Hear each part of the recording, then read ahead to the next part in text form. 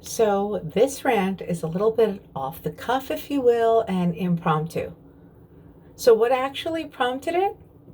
Well, it's probably been a long time in the making, but I was set off by events that happened as far back as last weekend. My family and I decided to join some neighbors and meet them out at a local water park, a very reputable local water park that's been in business for over 40 years. And certainly at least 40 years since I first moved to the area 43 years ago when I was a mere teenager. Ironically, a day at the beach or at the water park turned out to be a day at the ER because my husband found a tick embedded in his abdomen. But that's not what this rant is about, although it should be, because when I called the water park, their response was, well, we have 90 plus acres, we can't take care of every square inch. Yet somehow Disney and all those major water parks that everyone is more than familiar with have shelled out the extra cash to put in a filtration system and the like to ensure less of a likelihood of insect bites and tick infestation. But again, that's not what this rant is about, and once again, I digress. My apologies. The rant is about, once again, my husband and the fact that once again this weekend he found another tick on his person. But again, that's not what this rant is about. It is about the fact that last weekend he ventured out to go to one of those urgent care clinics. You know, those ugly, unsightly buildings that are on every street corner now?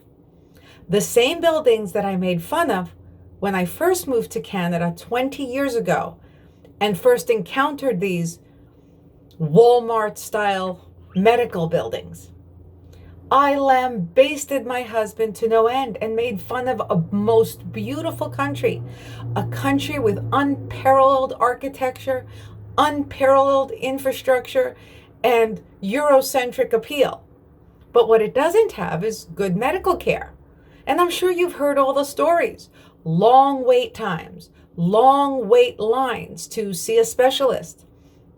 In most cases, 3 months is a short time frame to wait to see a specialist. But again, I digress.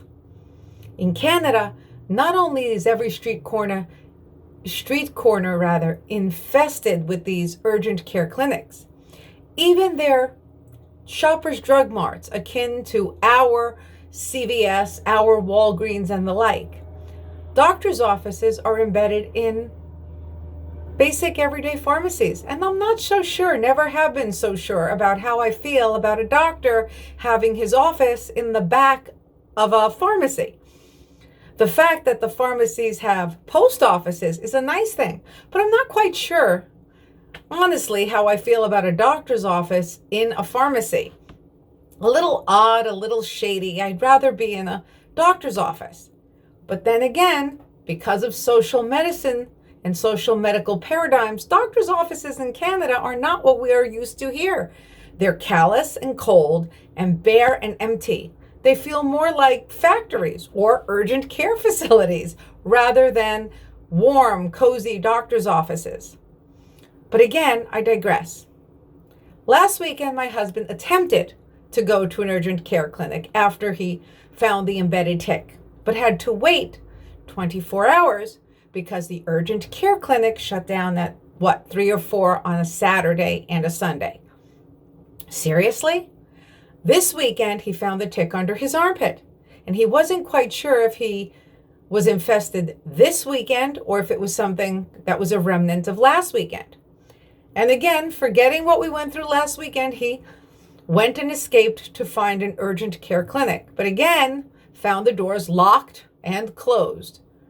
Urgent care facilities close at 3 or 4. So now he's relegated to going to a hospital where he has to shell out of pocket for a long wait. Very similar to what happened to us in Canada. Prior to getting our so-called free medical, which is not free because Canadians pay way higher taxes than even New Yorkers and Californians, if you can imagine that. But they do pay higher taxes to afford them the luxury of free medical. And if the government And if the current government, as they stated, wanted to give the patrons of Canada free dental, their taxes would go up exponentially. And again, higher than any taxes on goods and services that we pay for in New York and or California. 8.75% is nothing when you compare that to 13 and 14%. And in some provinces in Canada, 15+% on all comestibles, goods and services. But again, I digress.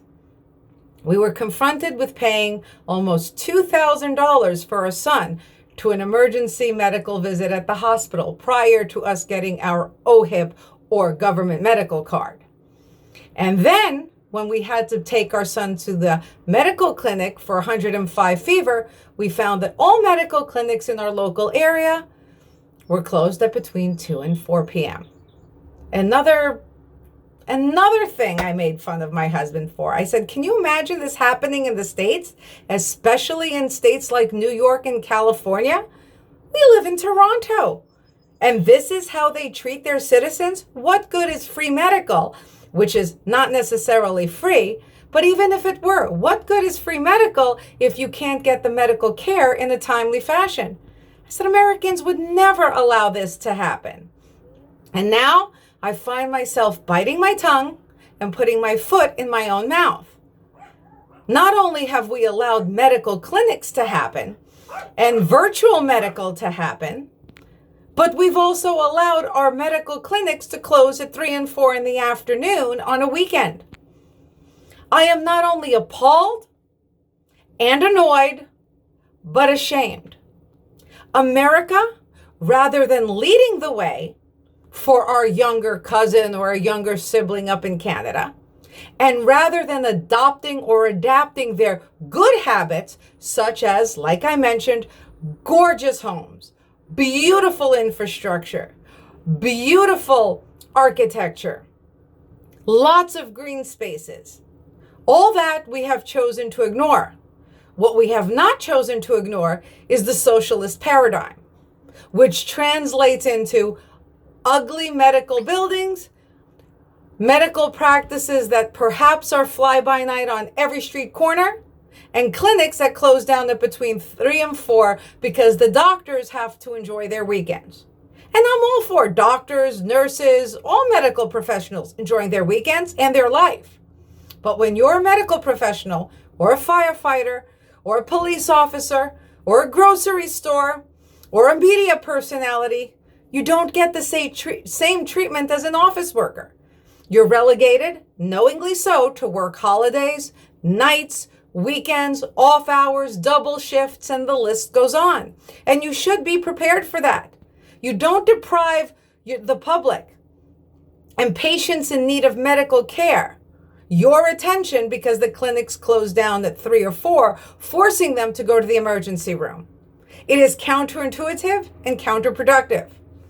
And it is exactly what goes on in Canada. And we are now becoming Canada. This is disgraceful. This is shameful. And if we're not careful, we will go down a very slippery slope.